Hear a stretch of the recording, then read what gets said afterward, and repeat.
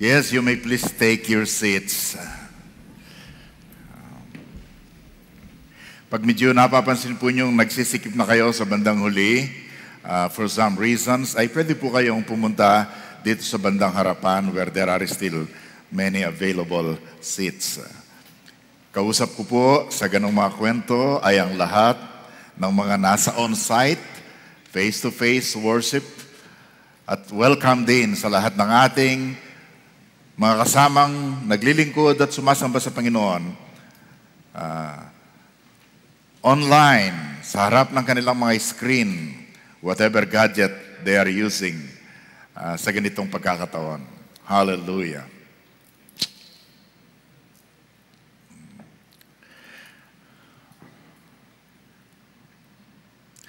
Grabe po ang pangyayari sa nakaraang mga araw sa ating buhay sa church. Nangyari yung the best and the worst. The best sapagkat nagkaroon ng retreat, pagkatapos nag-celebrate ng aking birthday, and then planning ng church ay nakakamada ng lahat, and then suddenly, the worst happened. Ang isang mahal sa buhay natin, anak ni Brother Vic, ni Sister Levy, bali pamangkin namin, si Sarah Jane, ay kinuha na ng Panginoon. Tuesday yata yon ng ating gabi. May mga birthdays po ako na hindi magandang alalahanin. Noong 1997 birthday ko, nagkaroon ng serious accident ang mother ni Divine na siyang ikinamatay niya. Noong 2013, birthday ko, libing ng aking kapatid, but the night before, tumama ang Yolanda sa later summer. So some birthdays ay medyo nakakakaba. Ano po? Pinag-uusapan po natin sa maikling series ng messages na ito, Fighting Fear with Faith. Now, iniisip nating makakatulong sa atin to move from fear to fear not. Yun po ang ating tinatalakay. Alam ko, takot po tayo. Can you imagine? We were willing to go to the most strict lockdown. Handa tayong magkulong sa bahay, hindi tayo lumabas. Dahil natatakot tayong magkaroon ng sakit ng COVID. Di po ba? Yun pong natatakutan natin, yung 4 na C. Nitong pandemic, nandyan pa rin yun. Ano yung 4 na C? COVID virus. Ano yung letter C? Cancer. May mga kilala po ako namatay sa cancer. Then, yung cardiac arrest.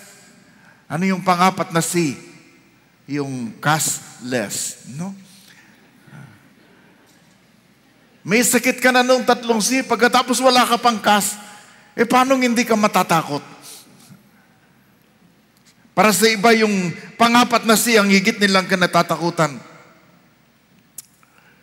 Natatandaan ko po nung last week, nag-usap kaming mga pastors, the other week actually, nag-usap kaming mga pastors, ilang pastors po. Pag-usapan natin ang discipleship program ng church, let's meet online by Zoom, sabi ko sa ganitong oras, and then 2 o 3 kami nagpaplano. Ang isa sa originator ng plano na yon ay hindi po sumulpot sa meeting. Nung malaman ko po, bakit hindi siya sumulpot?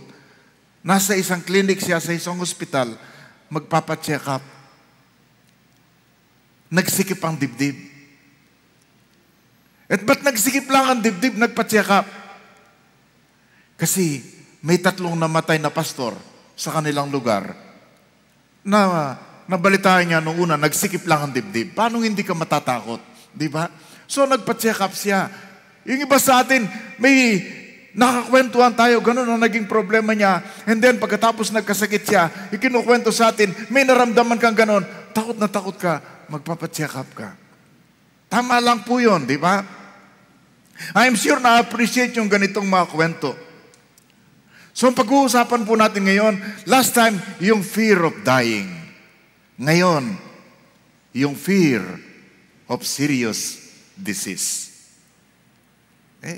Pag ordinaryong sakit, hindi tayo kinakabahan, no? Pero pag medyo na serious na, nakakakaba na po. How do we fight the fear of serious disease? Paano ba natin lalabanan ang takot sa malalang karamdaman?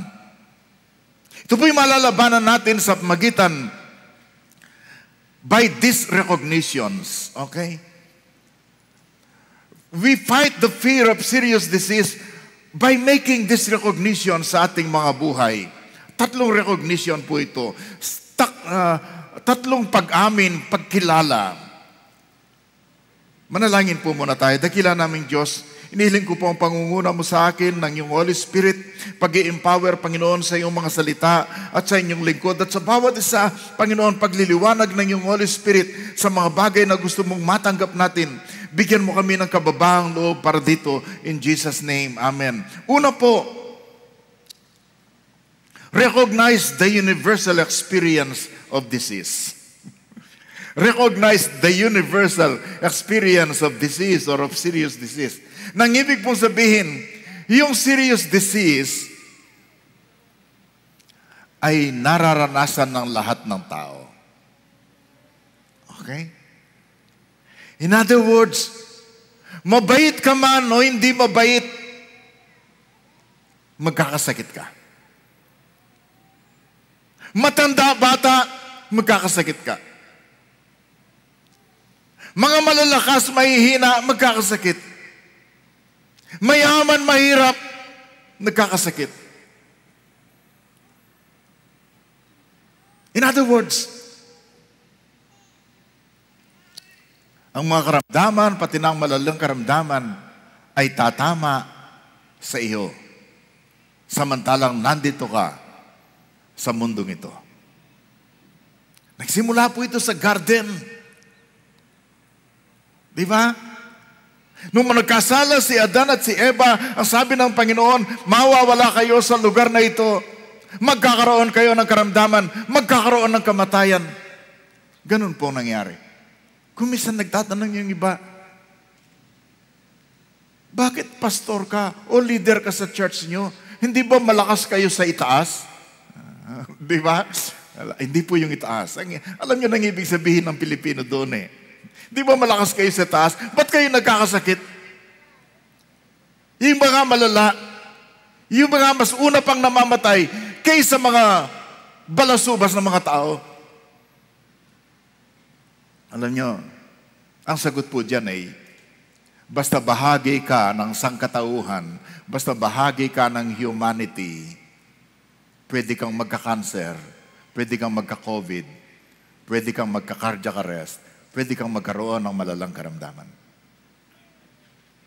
Pag ayaw mo na ng mga karamdaman yan, mag-retire ka na sa mundong ito. Gusto mo yon? Kaya lang pag-retire mo sa mundong ito, baka yun ang paraan na magkakasakit ka para makauwi ka na sa langit. Ayaw mo rin naman, di ba? Hindi ka pa ready. Hindi sapagat hindi ka pupunta ng langit, kundi alam niyo naman katuwiran natin, marami ka pang gustong gawin sa mundong ito. Di ba? Magtataka po kayo, mga minamahal na mga kapatid, na sa Biblia, ang daming mga tao na nagkasakit. About 200 of them, ang sabi ng isang author. Halimbawa po, ng mga nagkasakit na to, magtataka kayo. Dapat exempted sa sakit ang mga to kasi super sipag nila sa paglilingkod sa Panginoon. Una, si Paul. Di ba? Nagkaroon siya ng thorn in the flesh. Nung idalangin siya, hindi siya pinagbigyan ni Lord. Sino pa pong alam nyo may sakit? Si Job. Nako! Namatayan na siya ng lahat ng mahal sa buhay. Tinubuan pa siya ng katakot-takot na kurikon sa kanyang katawan. Na-depress pa. O natatandaan nyo si Lazarus? Of course, naging ibang dulo ng kanyang kwento, pero nagkasakit siya ng very serious na ikinamatay niya. Sino si Lazarus? Miyembro siya ng pamilya na talagang matalik na kaibigan ng ating Panginoong Yesus. Natatandaan nyo, yung woman with an issue of blood na dinudugo for 12 years. Mananampalataya yun, alam natin. Grabing karamdaman. At natatandaan nyo si King Asa ng Israel? Nagkaroon siya ng very serious na sakit na parang cancer sa kanyang paa.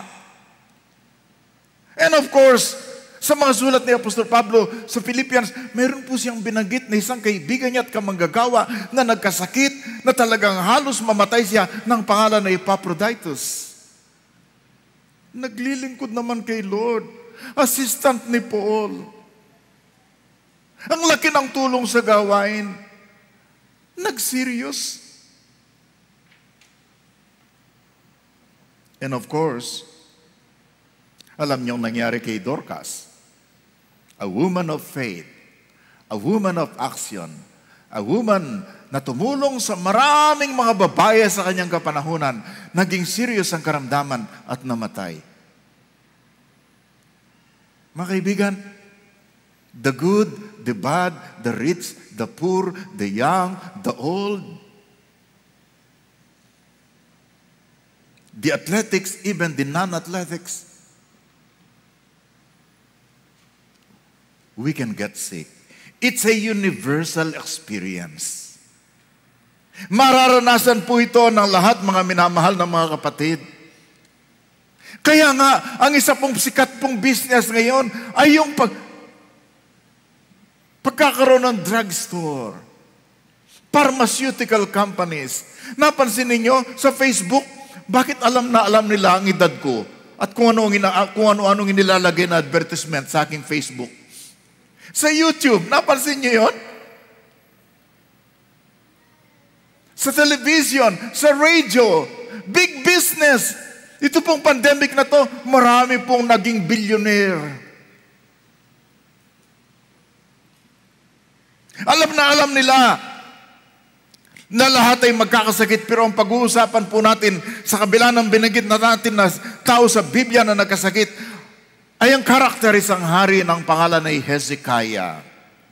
Nagiging tampulan po ng biro kasi yung iba ay pag medyo gusto kang patahimikin, alam mo ang Biblia, sige nga, hanapin mo, may sasabihin siyang verse, sabi niya, hanapin mo sa Hezekiah chapter 4. Hindi po, wala pong book of the Bible na Hezekiah, okay? Isaiah meron, pero Hezekiah wala. Siya po ay bantog na hari ng Israel, naging hari po ng Israel when he was 25 years old. Anong ginagawa ng mga 25 years old ngayon? Tambay, computer, TikTok, di ba?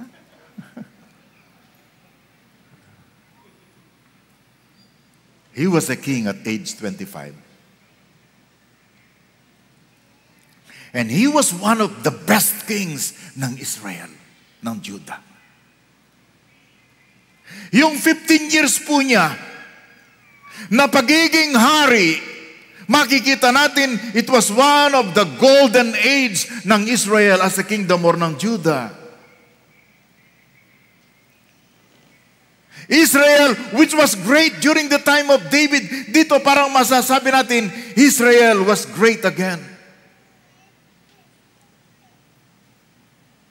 Tingnan po natin ang kwento niya sa 2 Chronicles chapter 31. In this way, King Hezekiah handled the distribution throughout all Judah, doing what was pleasing and good in the sight of the Lord his God.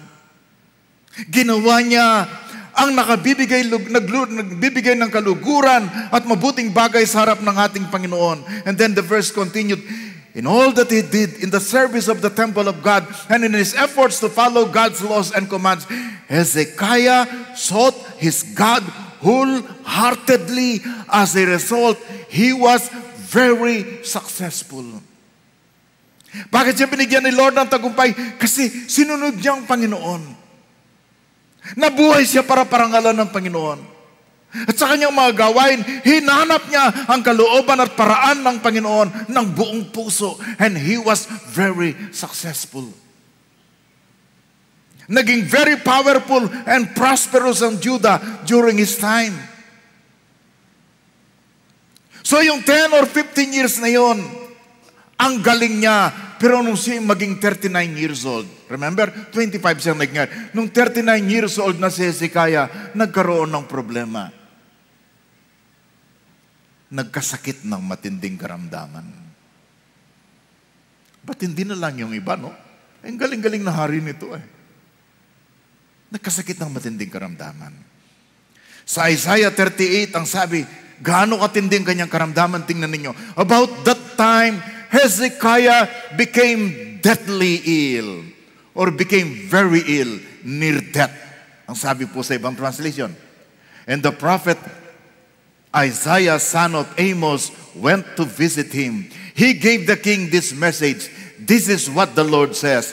Set your affairs in order, for you are going to die. You will not recover from this illness. Grabe naman. Kung mahina ka sa pananampalataya kay Lord, Lord, grabe ka naman. Ang galing-galing nito, binigyan mo ng tagumpay. Naging dakila ang kanyang bansa. At ngayon, nagkasakit. At ang mensaheng pinadala mo, ayusin mo nang dapat ayusin sa iyong bahay, sa iyong office. Mamamatay ka, hindi ka gagaling. Parang pagkatapos mo magpa-check up, magpa-CT scan, magpa-x-ray, tapos lumabas ang oncologist mo, sinabihan ka niya na, I'm sorry, malala na ang iyong cancer. Hindi na pwedeng operahan. Wala nang pag-asa. 7 months ka na lang mabubuhay. Yun pong feeling ni Hezekiah nung dumating sa kanyang balita.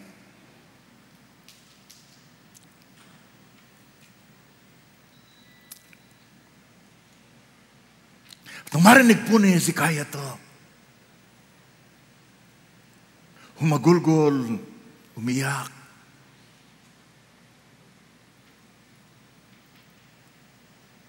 Kita po ninyo, yung karamdaman ay nangyayari sa kahit kaninong tao na nandito sa makasalanang sanlibutan.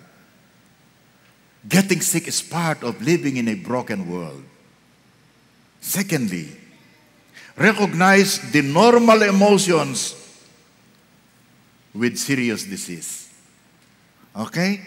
The normal emotions. Ano ba yung damdamin? Ano ba yung ginagawa? Paano ba pinaprocess ng mga tao na nagkakasakit kahit ng mga Kristiyano pag dumating sa kanila ang masamang balita ng karamdaman?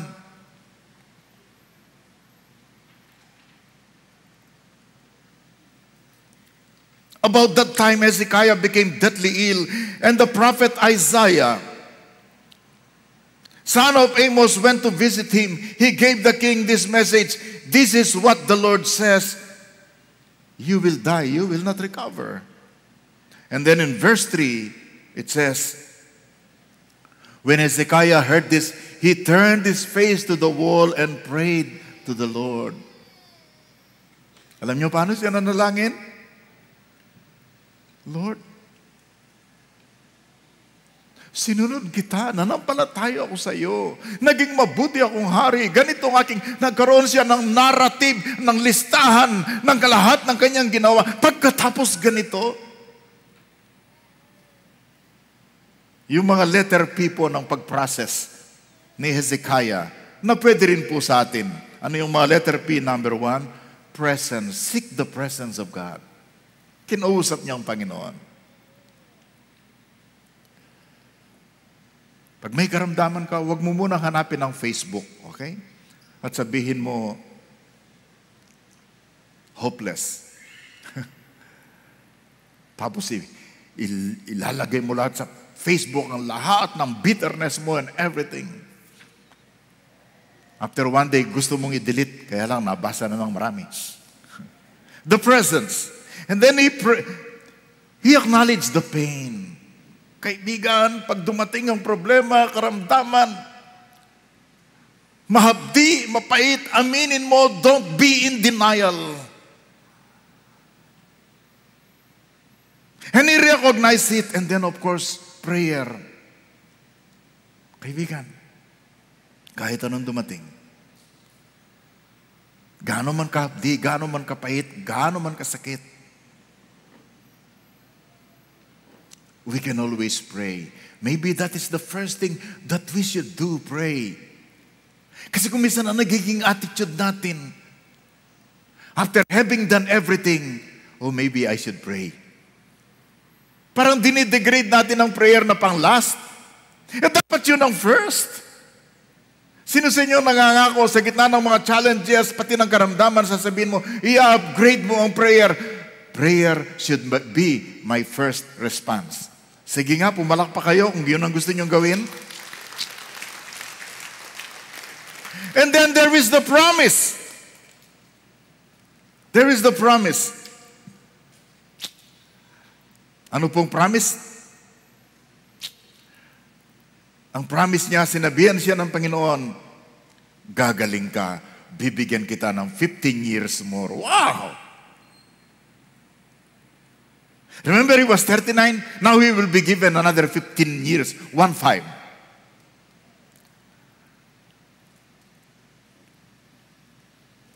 In other words, sa gitna ng ating mga problema, pag ikaw ay nananalangin, sigurado meron pa rin gustong sabihin sa iyo ng Panginoon na pwedeng mag-encourage sa iyo. And of course, pagkatapos noon, gagaling ka, nagbigay si Lord ng prescription. Oops! Can you believe this, Doc Joy? Anong sabi ng Panginoon?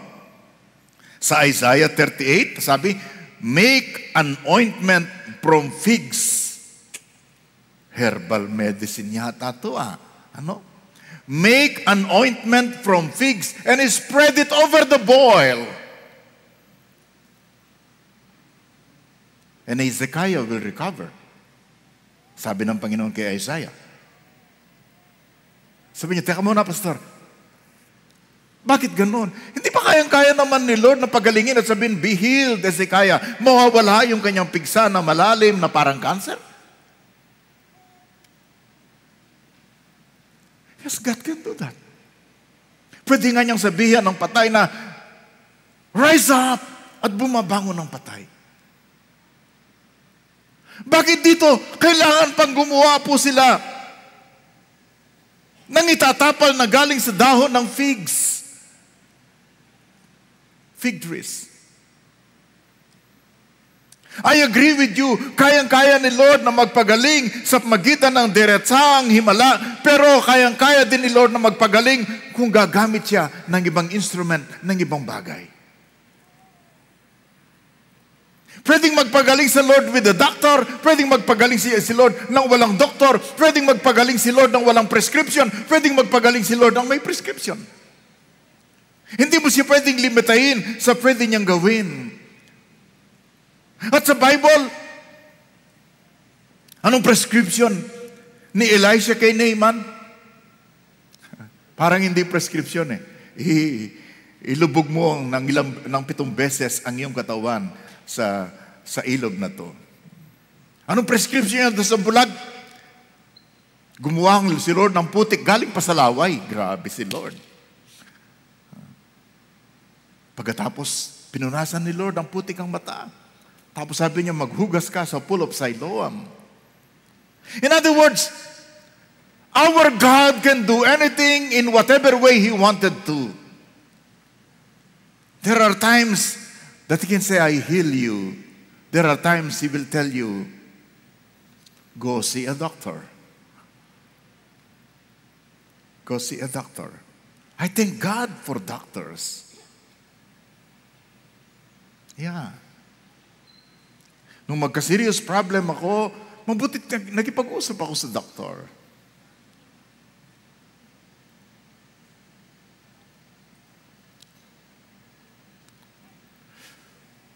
And then nagkaroon ng praise party. Pag merong tagumpay, pag merong kagalingan, pag merong ginawa si Lord, hindi po tugon doon ang pagluluksa, ang tugon po ng Panginoon. Magdiwang ka, magpuri ka, at ganito po ang sinabi niya sa kanyang pagpupuri. Sabi niya ganon, yes, this anguish was good for me, for you have rescued me from death and forgiven all my sins. And then sabi po sa verse 20, ang sabi po, think of it, the Lord is ready to heal me. I will sing His praises with instruments every day of my life in the temple of the Lord. I will sing His praises every day of my life in the temple of the Lord.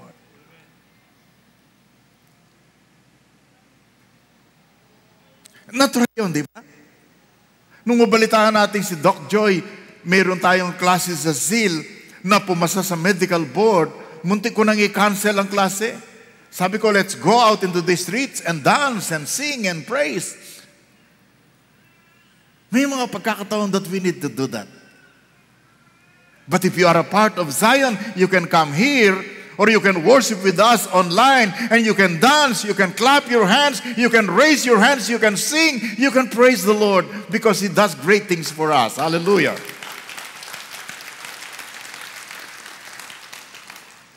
Bago yung pangatlo, there is a problem. Nung gumaling si Hezekiah. Di ba bibigyan siya ni Lord ng 15 years? Sana ang mababasa mo ay ganito. Sana lang. Okay? At yung 15 years na yon, bawat araw ay ginugol ni Hezekiah sa pagpaparangal sa Diyos at sa paglilingkod sa kanyang bayan, kaya lalong naging matatag at dakila ang kanyang bayan. Hindi po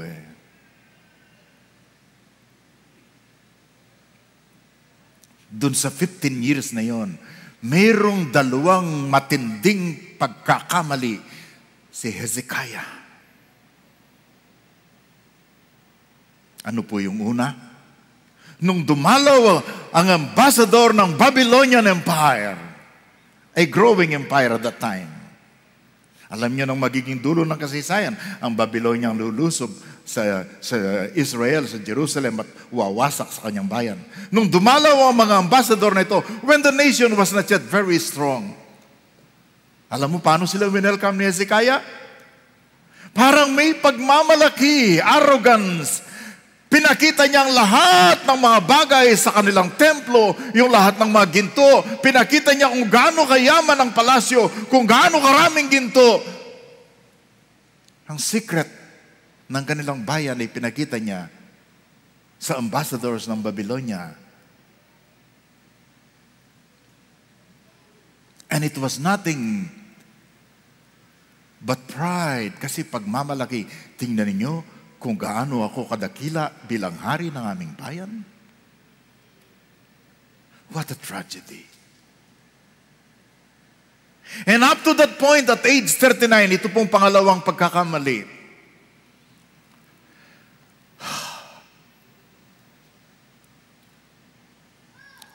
Wala pa pong record na nagkaanak siya. Pero yung last 15 years na yun, nagkaroon siya ng anak. Nang pangalan niya ay Manasseh. Ang pinakamasama, pinakamalupit, pinaka-disobedient, pinaka-cruel na hari ng Israel, na dahil sa kanyang kasalanan, ang sabi ng Panginoon, kahit maging mahusay ang susunod na hari, hindi na pwedeng makalimutan ang kasalanan ni Manasseh na anak ni Hezekiah. Sapagkat sa time ni Manasseh, pati yung sacrifice ng mga children, yung papatayin ng bata para maihandog sa Diyos, ginawa po yun ni Manasseh.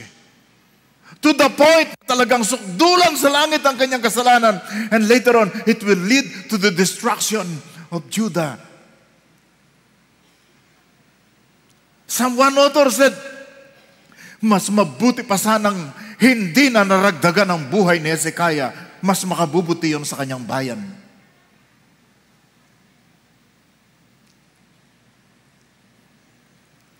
Just a thought, mga kaibigan. Kung ibibigay ni Lord ang inihiling mo,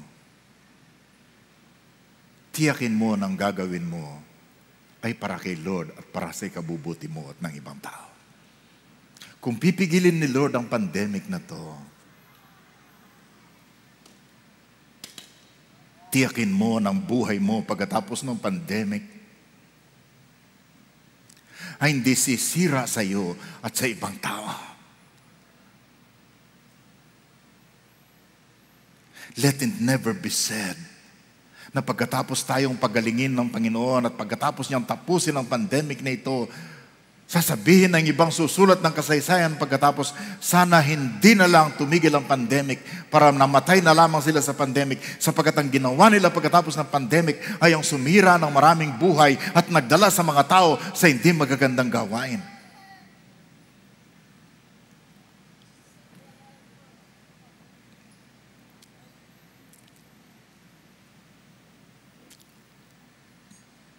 Ano yung pangatlong recognition? Una, recognize the universal experience of death or serious illness.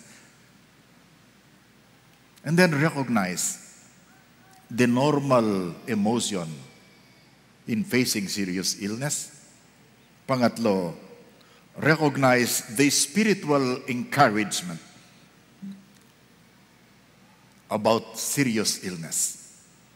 Yung spiritual encouragement about serious illness. Sa ganitong mga pagkakataon at mga pangyayari, meron po tayong pwedeng gawin na talagang makaka-encourage sa atin at saka sa ibang tao.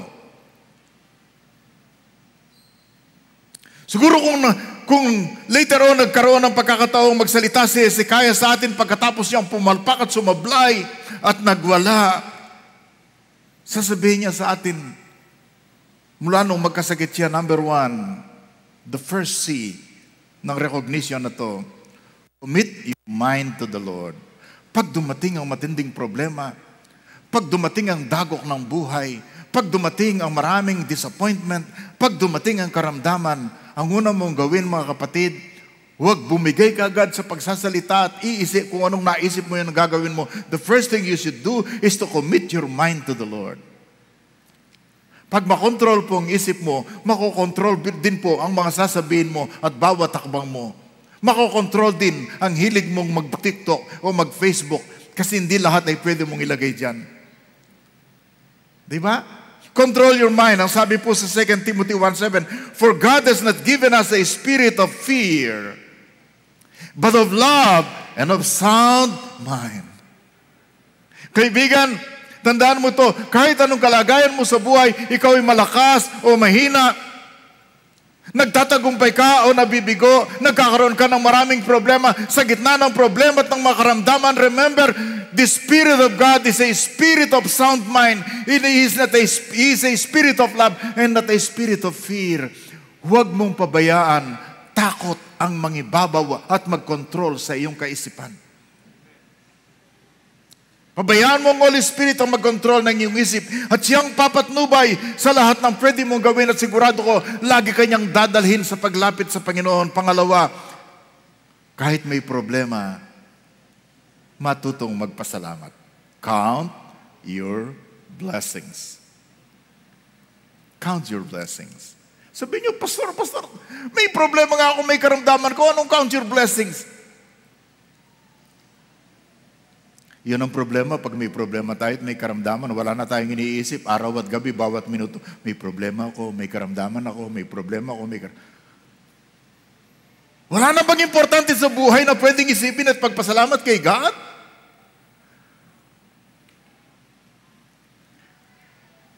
Yes, may sakit ka. Pero alam mong buhay ang ating Diyos. Alam mo ang kanyang mga pangako. Nakakapagbasa ka pa. Pwede ka pang makipag-usap sa iba. Pwede ka pa niyang gamitin. At pag nakita ng ibang katatagan mo sa kabila ng katotohanan na meron kang problema, may encourage mo yung ibang tao. Count your blessings. Kasi sabi ni Paul sa 1 Thessalonians 5, in everything, give thanks. Alam mo, when you're thankful, pag mapagpasalamat ka, gumaganda ang attitude mo kasi nawawala yung pagko-complain. Ang pagko-complain, nakakadagdag sa stress, pero ang pagpapasalamat, pagpaganda ng damdamin. At saka pag mapagpasalamat ka, gustong-gusto kang kasama ng iba. Pag reklamador ka, huwag na lang. Pangatlo, na letter C, continue the good work. Sabi niya, Pastor, anong good work? May sakit nga ako eh. Meron ka pa rin magagawa. Maybe hindi mo magagawa yung katulad ng dati mong ginagawa, but you can still do other things. You can sit down, you can pray, you can read your Bible, you can text someone, you can encourage these people. Sapagkat ang sabi sa Ephesians 2, di ba? We were created for good works. We are God's workmanship.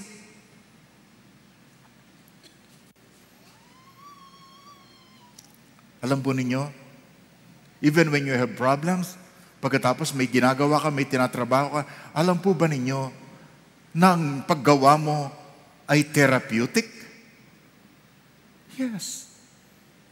Even when you are sick, and then may ginagawa ka, at pagkatapos natatapos mo yung ginagawa mo, therapy po yun eh. And maybe psychologically, I would say, bakit siya nagiging therapeutic? Pag meron kang accomplishment, meron kang sense of fulfillment. At pag meron kang sense of fulfillment, gumaganda ang pakiramdam mo.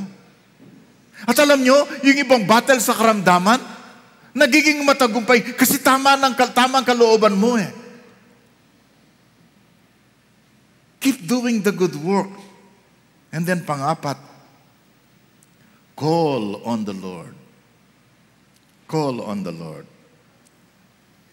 Ikaw ba'y may tinitiis ngayon? Ikaw ba'y may sinasagupang problema? Ikaw ba'y nababalisa? Ikaw ba'y natatakot?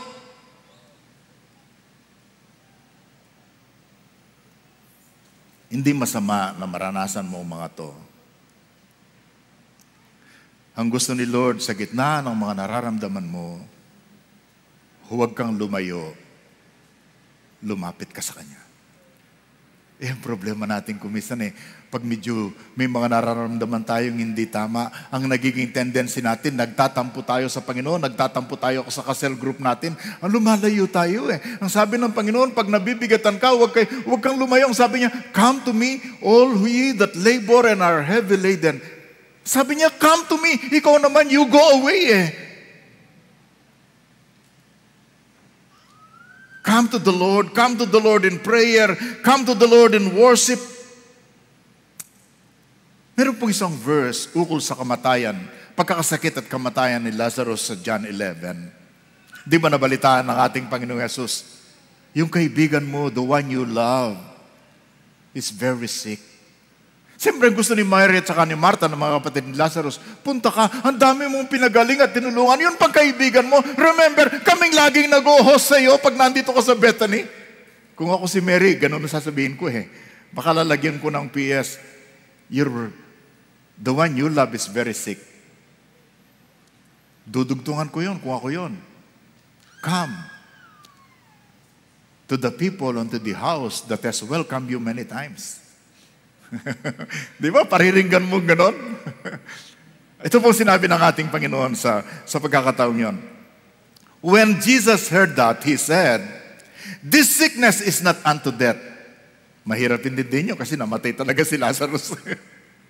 This sickness is not unto death, but for the glory of God. Kaibigan, in sickness and in health, let God be glorified. Okay? For the glory of God, that the Son of God may be glorified through it. Mapaparangalan siya sa kabila o sa gitna ng pangyayaring ito. At alam nyo, Paano lalong sumikat ang ating Panginoon Jesus nung mamatay si Lazarus because of that sickness, at pagkatapos sa libingan, 4 na araw na siyang patay, He commanded the dead, Lazarus, come out! At nagbangon ng patay. And people were believing in Jesus, and people were glorifying God. Remember, always come to Jesus. Sabihin nyo, mukhang mamamatay na ako, pastor eh. Well, kung talagang masakit yun, iniisip mong matatapos ng buhay mo, the worst thing that can happen to you, pakinggan nyo to, the worst thing that can happen to you is that you will be in heaven. Is that worst?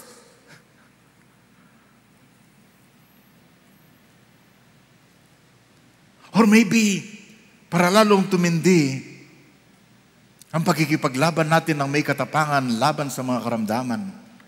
Pakinggan natin ang sinabi ni Max Lucado.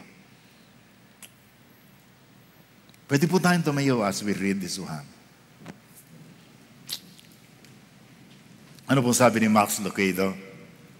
I love this. Pag nakikita mong karamdaman mong napakalaki, pag nakikita mong problema ang sinasagupa mo na napakalaki, ang sabi ni Max Lucado, don't measure the height of the mountain. Ponder the power of the one who made it. Huwag mong sukatin kung gaano kalaki ang bundok ng problema mo. Ang pag-isipin mo ay kung gaano ang kapangyarihan ng Diyos na lumikha ng bundok na yan. Don't tell God how big your storm is. Tell the storm how big God is. Your problem is not that your problem is so big, but that your view of God is too small. Ang problema po hindi dahil sa sobrang laki ng problema mo, kundi yung sobrang liit ng tingin mo sa Diyos mo eh. So bawat isa inyo na nakukonfront po nyo, naharap nyo malalaking problema ng buhay, huwag mong sukatin at laging isipin na napakalaki nito. Ang isipin mo, higit na malaki at dakila ang Diyos ko.